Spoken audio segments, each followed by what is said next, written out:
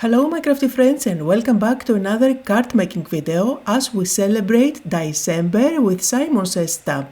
Yet another amazing release, and I will be focusing on this die, Joy to You, to create my card for today. This is part of a blog hop. There are lots of giveaways to be won, so make sure to check the link down below in the description.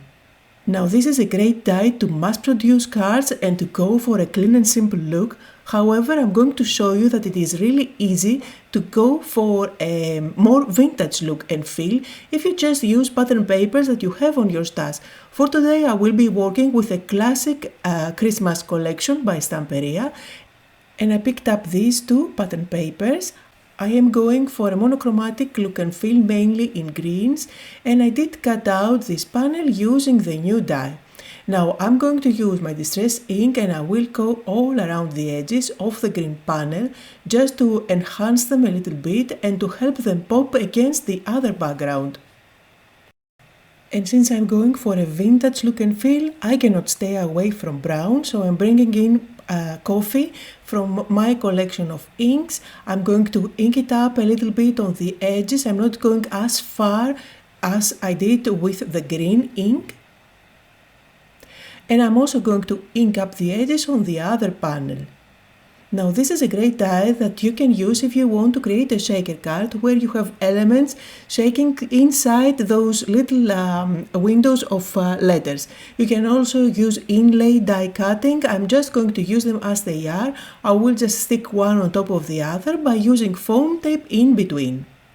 However, you can see through the letters the little trees, and I feel that it was too busy. That's why I'm going to use another piece of pattern paper which is solid color, but it has the same look and feel as the background, so it's not white. It is off-white, kind of brownish.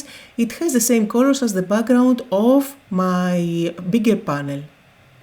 So I did add some foam tape behind the green panel. I'm going to stick it on top of my other one, and this is where you could have used acetate and turn it into a shaker card.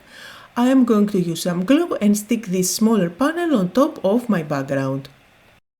Now I'm also going to add the little pieces inside the letters O, and I do have tiny little foam squares at the back of them, so they are leveled with the rest of the green pattern paper. Now, if you want, you can embellish your card a little bit more. I am going to use some ephemera from the same Christmas collection.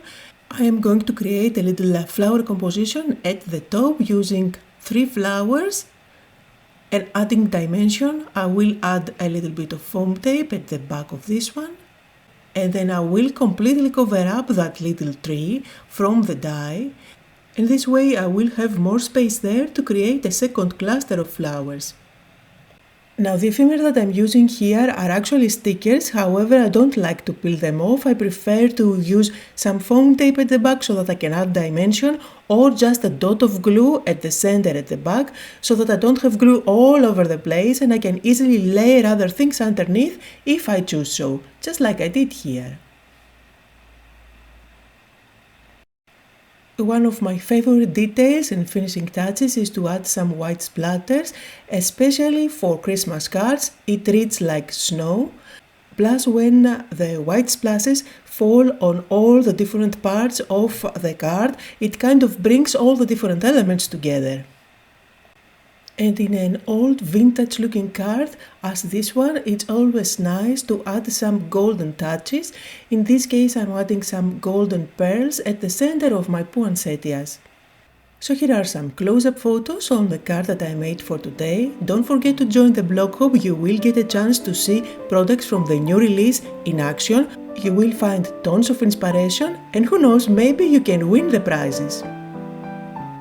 Links to everything you need can be found down below. Thank you all so much for joining me. I hope that you had fun and that you got inspired.